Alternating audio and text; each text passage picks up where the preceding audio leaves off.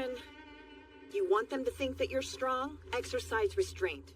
Try protecting Mikasa once in a while.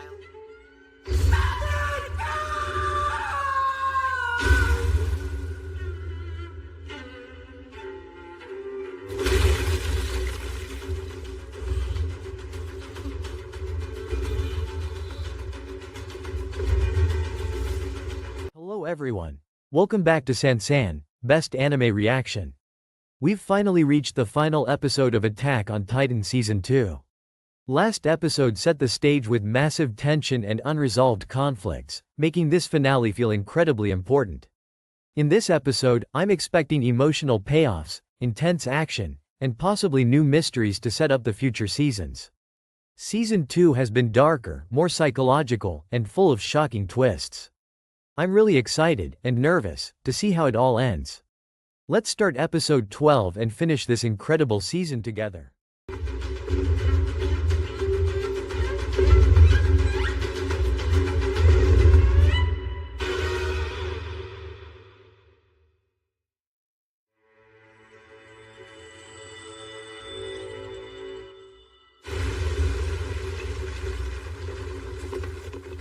Tossing Titans now? That son of a bitch has gone berserk!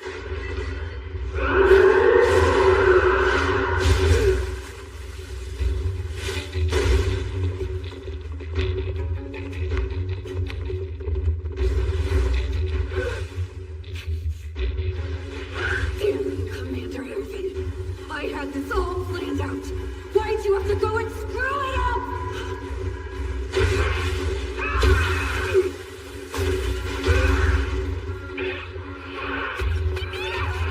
Tommy, over there! I see! Commander! I'm not your objective. Don't waste time on someone who's replaceable. Retrieve Eren and go!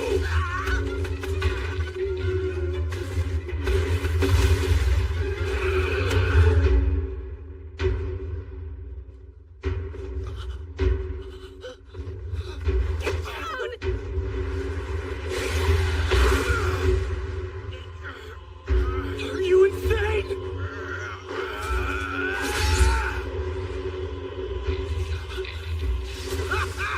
Can you believe this luck? Ha! Crazy, right? Watch me. This is the least that I owe your mother. She'll finally have the vengeance she deserves. Ah! No, Hannes! He needs backup. Alright, grab your ODM gear, tighten your cloak, and maybe prepare a box of emotional tissues, because we are diving headfirst into Attack on Titan Season 2, Episode 12, the episode that doesn't just end a season, but emotionally body slams the audience and then asks, very politely, so, how are you feeling right now? This episode is the kind of finale that laughs softly while everything is on fire. It's loud, quiet, hopeful, hopeless, heroic, tragic, and confusing in the most Attack on Titan way possible. And for a recap video, this episode is absolute gold, because almost every scene gives us something to talk about, analyze, or scream about in the comments. So let's retell this episode like we're sitting together, rewatching it, pausing every 5 seconds to say, wait, did you notice that? The episode opens with the aftermath of chaos.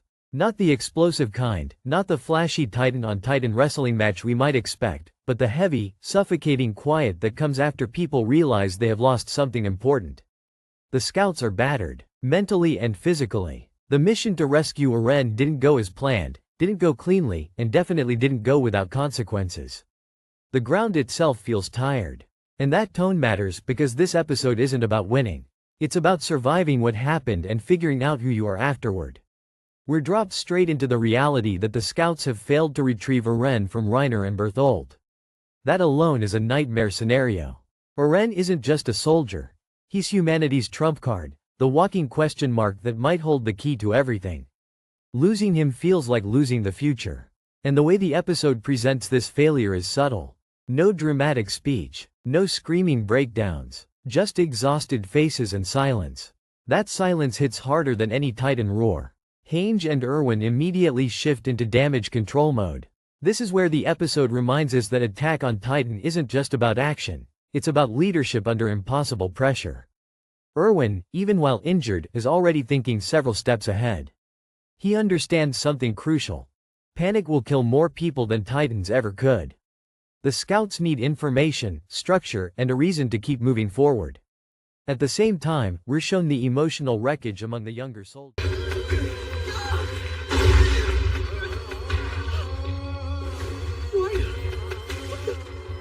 Doesn't he care if Eren gets eaten? Move it or lose it, asshole! I'm tired of your shit!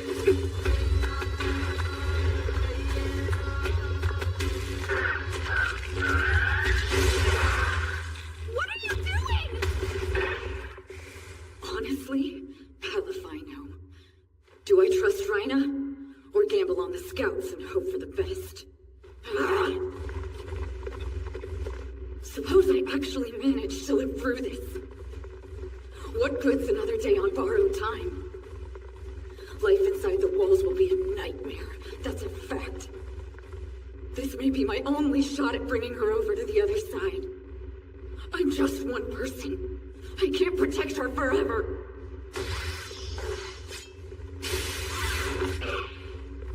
Krista! No, no more. Sorry, from now on I'm Historia. Okay, so tell me. What did you mean exactly by handing me over? Would it really have saved you, or was that a lie? Stupid question. Of course it was. Why then? Why go to the trouble?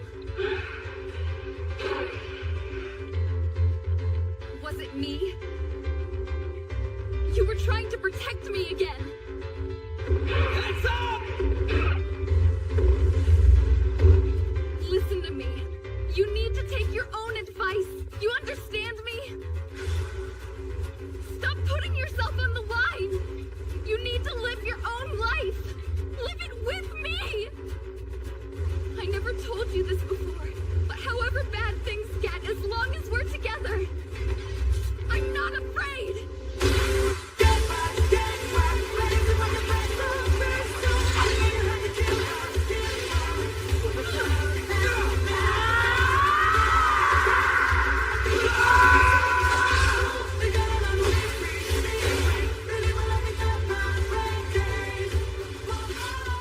Mikasa, stop! You're in no shape to... My hands! Help me! What'll you do? Come on! I have to be the one who kills that thing! I ain't done with you yet! This one belongs to me! Right here! Eren! Don't go! We have to get you out of here! Not until I've settled the score! Stand back!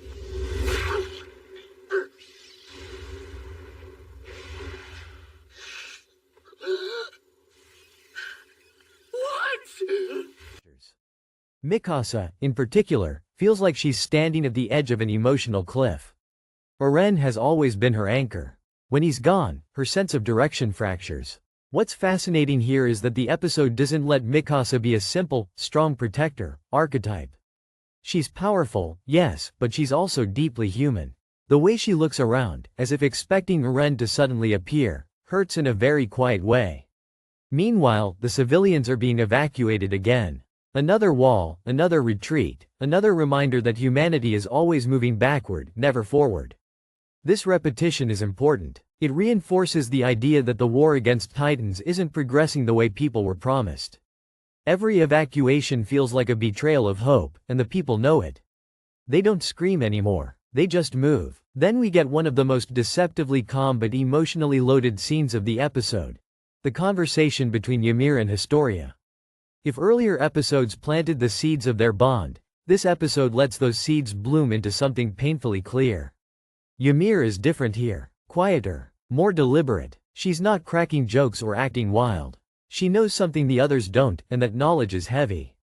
Ymir decides to return to Reiner and Bertholdt. Let that sink in. From a surface-level perspective, this decision looks insane. Why would she go back to the enemy?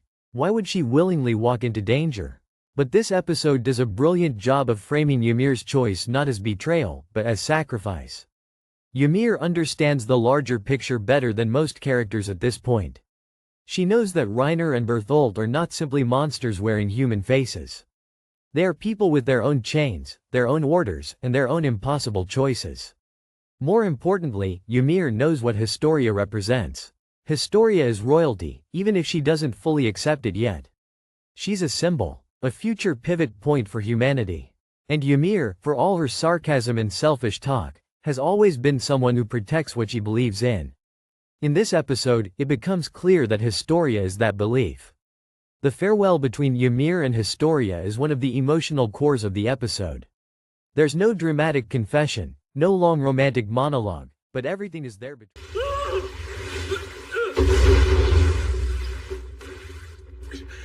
Commander! Sir, the armor! It's coming this way! Sean!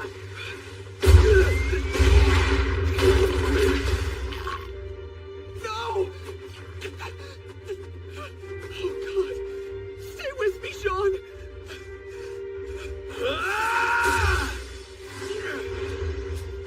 No! Don't do this! Not now! Aaron, stop.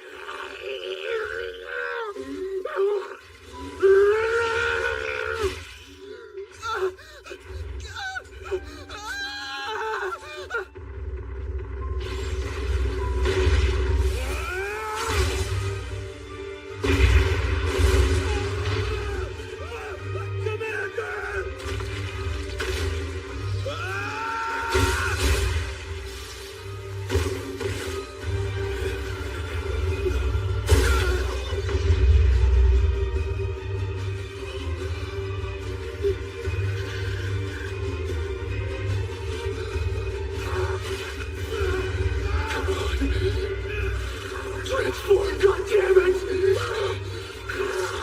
Don't let this be for nothing!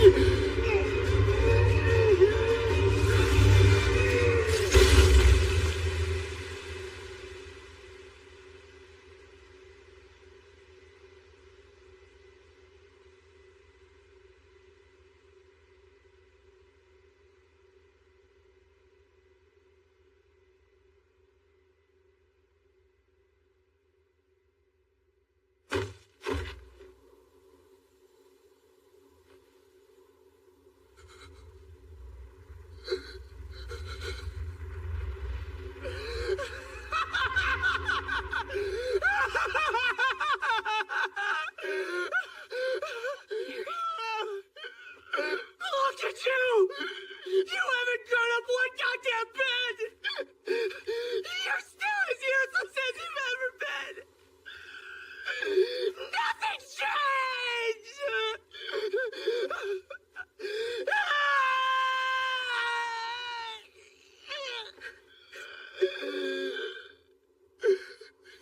I'm sorry, Mother.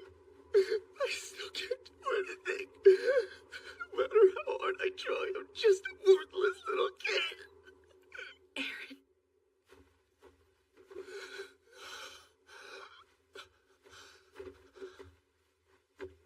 Stop, that isn't true. Between the lines. Ymir tells Historia to live for herself, not for others. And that line isn't just advice, it's Ymir's confession.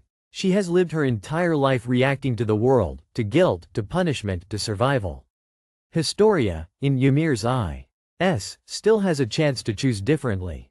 This scene resonates because it flips expectations. The so-called selfish character is the one making the most selfless choice. And the girl raised to be kind and obedient is being told that kindness alone will destroy her. That emotional contradiction is peak Attack on Titan writing.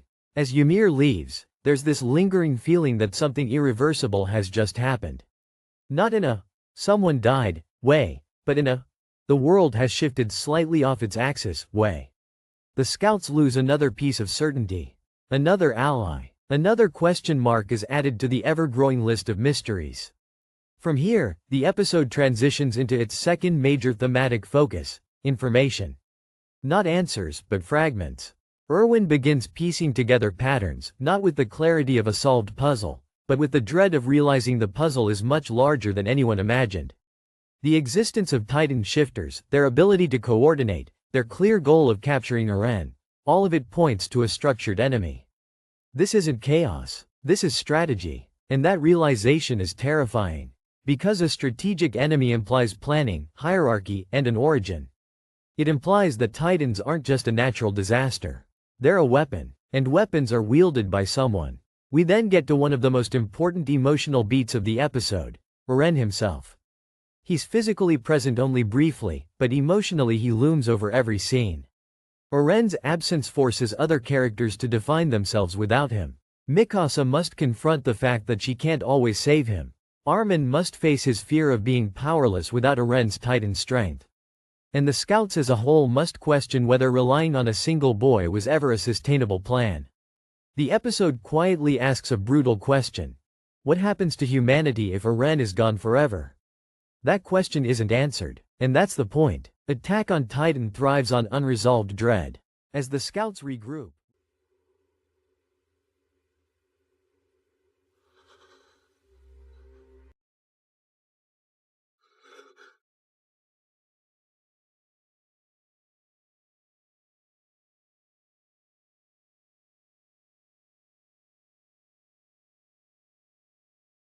Hey.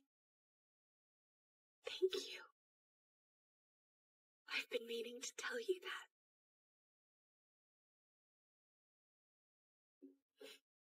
For fighting, for always standing by me. Thank you. For pushing through, for showing me how to live with purpose. I'm grateful.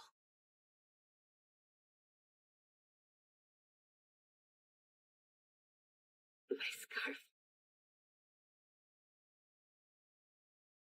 For always wrapping it around me. Thank you.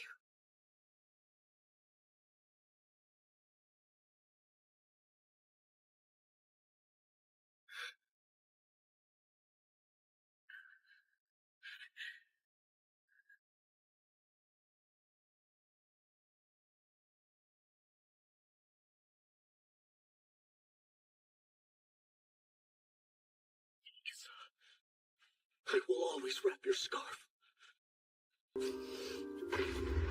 Always and forever. That's a promise.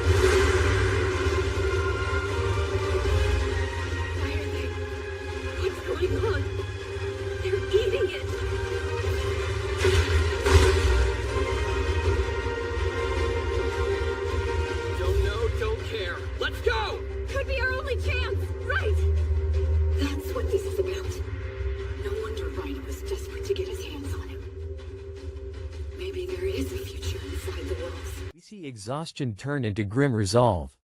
They don't cheer. They don't celebrate survival. They simply prepare to continue. This tone is essential to the finale. It reinforces that in this world, survival is not victory. It's just permission to keep suffering a little longer. One subtle but powerful moment comes when the scouts reflect on the losses they've suffered. Not just named characters but faceless soldiers. People who believed in the mission. People who followed orders. People who died without understanding why. The episode doesn't linger on each death individually, but it lets their collective absence hang in the air. This is Attack on Titan, reminding us that every grand revelation is paid for in blood. The final stretch of the episode leans heavily into atmosphere rather than action. The music is restrained. The visuals are calm but heavy. It feels like the world is holding its breath. This is intentional. Season 2 doesn't end with a bang. It ends with a warning. And that warning arrives in the form of a revelation delivered not through spectacle, but through quiet horror. We learn that the walls themselves may hold secrets far darker than anyone imagined. The idea that humanity's last refuge might be built on a lie is perhaps the most devastating concept introduced so far. It reframes everything. The walls were never just protection. They were part of the mystery. This moment is chilling because it takes something familiar and turns it into a threat. The walls have always been safety, home, stability. Now, they're suspect. And once safety becomes uncertain, nowhere feels secure. The episode closes not by resolving arcs, but by opening wounds. Ymir is gone. Oren is still captive. Reiner and Bertholdt remain enemies we barely understand. The scouts are alive but fractured. And the world feels bigger, darker, and more hostile than ever. From a storytelling perspective, this finale is brilliant because it resists the temptation to offer closure. Instead, it offers perspective. It tells us that Season 2 wasn't about defeating an enemy. It was about realizing how little we know about the war we're fighting. For a recap video, this episode gives you so much to work with. You can talk about Ymir's sacrifice and why it redefines her entire character. You can analyze Historia's emotional turning. I'll be damned.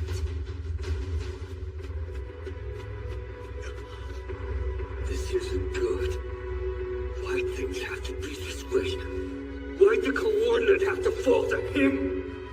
Unless we can get it back, we're finished. No two ways about it.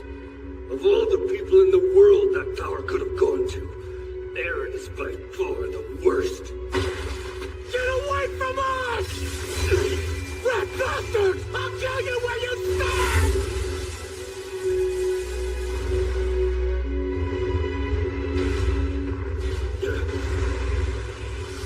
Son of a bitch! Bertholdt!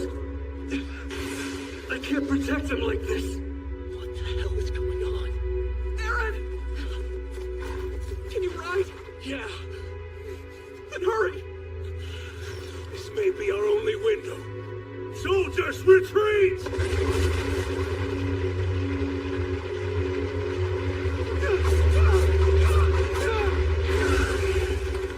What is it? Hey, Ugly, get with the program! We were given an order!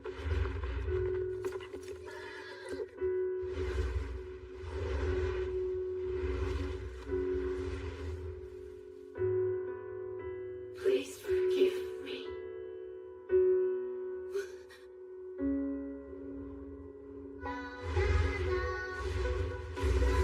Wait! What are you doing? Let her go! She'll be killed!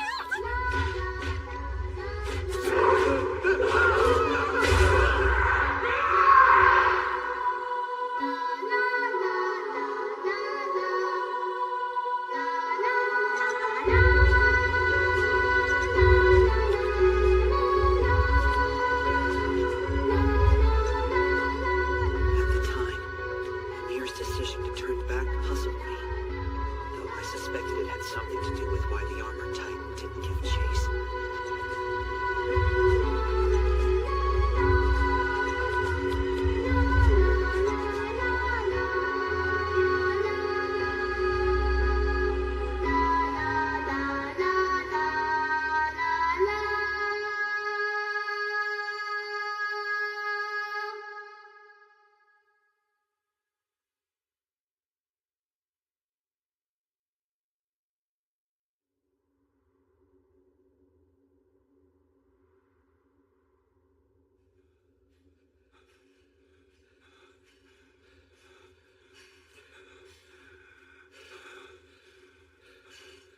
I don't get it.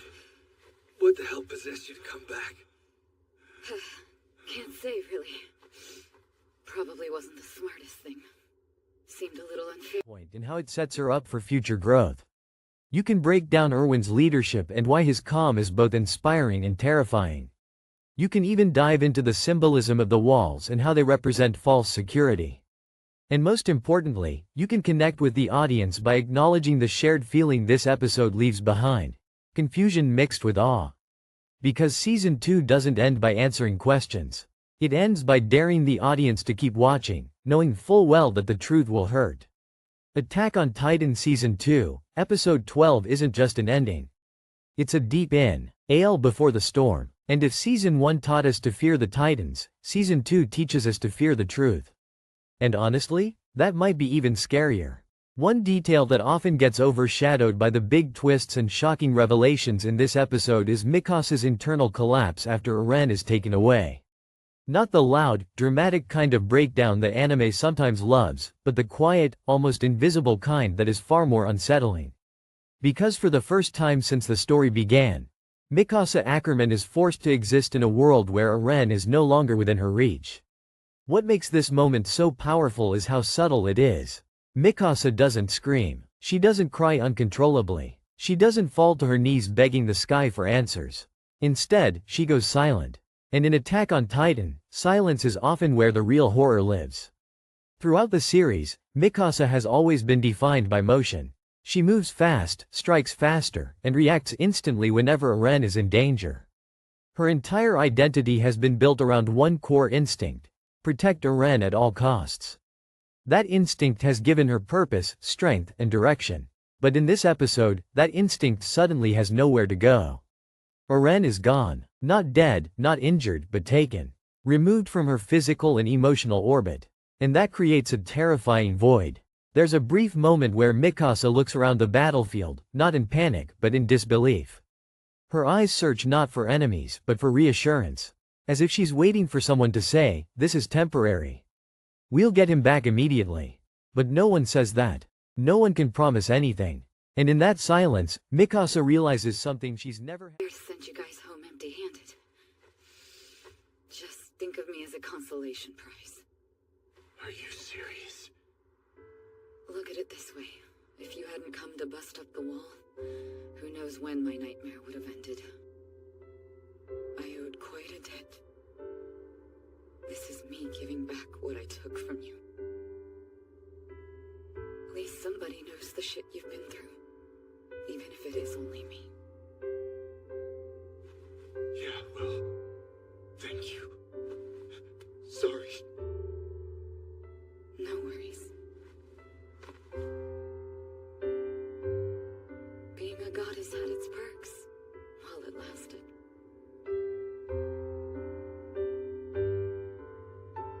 With reports maintaining the likelihood of Wall Rose having been compromised, citizens of the region were forced to take refuge in a subterranean city within the confines of Wall Sina. However, though emergency provisions had been stockpiled for the purpose, with over half the population relying on them, rations could only last at most a week. Beyond that lurked a terrible choice: turn on each other like animals, or face the prospect of starvation.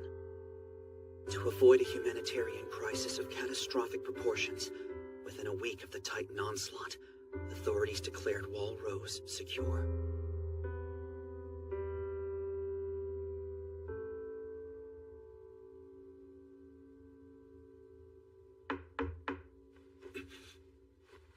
Anji, come in. Pardon the intrusion, Erwin. Commander Pixis, glad we caught you. This is...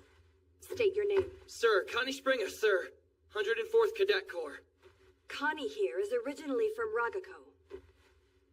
Ah, yes, where the invasion seems to have begun, correct? Yes, sir. In fact, he's corroborated a valuable piece of evidence in that regard. I think you'll find his story supports our hypothesis. Soldier, if you would.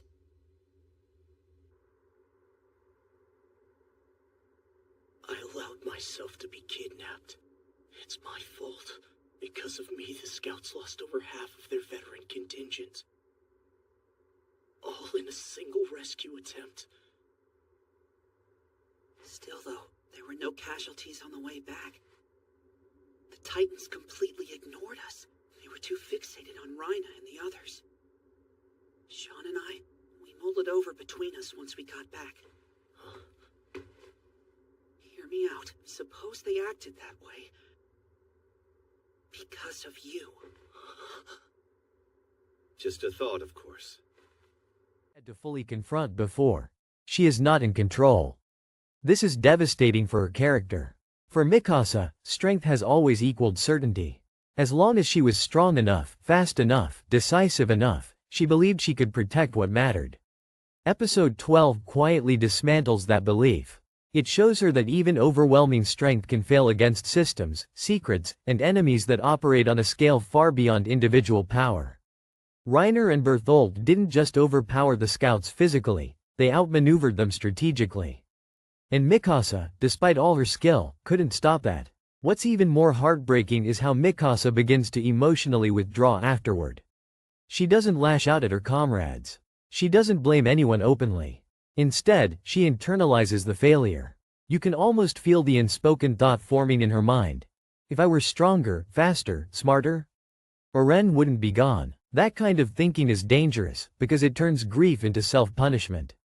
This moment is crucial for understanding Mikasa's arc going forward. Up until now, she's been a pillar, reliable, unshakable, almost mythic in her battlefield presence.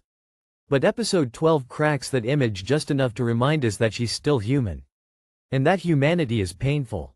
Because humans doubt, humans regret, humans replay moments over and over, wondering what they could have done differently. There's also an important contrast here between Mikasa and the idea of hope within the Scouts. While characters like Erwin and Hange respond to failure by immediately searching for meaning and strategy, Mikasa responds emotionally first. She doesn't see Eren as a weapon or a key to humanity's future. She sees him as Eren, the boy who wrapped a scarf around her and gave her a reason to live. That emotional lens makes her pain more personal, but also more isolating. And this isolation is subtle but significant. Mikasa is surrounded by people, yet she feels alone. No one else can share her exact fear, because no one else's world revolves around Eren in the same way. This doesn't make her weak. It makes her dangerously vulnerable. Vulnerable to despair. Vulnerable to reckless decisions. Vulnerable to defining her worth solely by whether she can save one person. But as far as an explanation, it's about as good as we've got. I'm not saying I envy the position you're in. Maybe all those people really did die for nothing.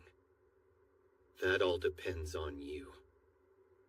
If you're really worth the sacrifice, you'd better prove it. There's no time for second guessing.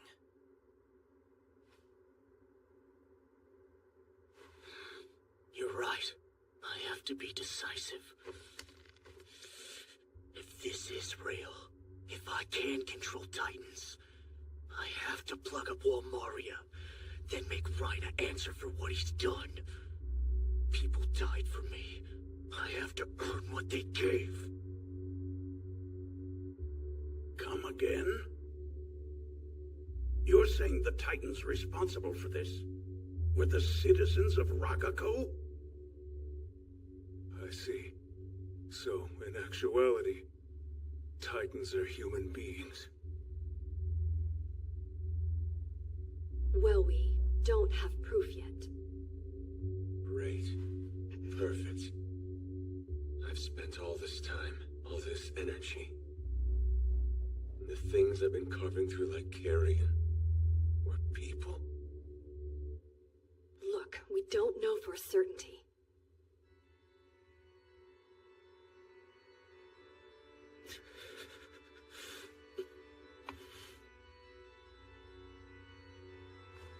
Now what? Excuse me. What's with that smile?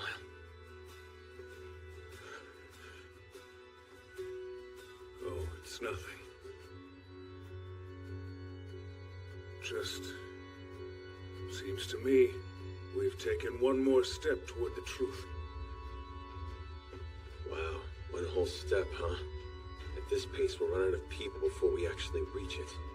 Not a good rate of return. Everything comes at a price. One day we'll get close enough to break through. The wall barring us from the truth will tumble.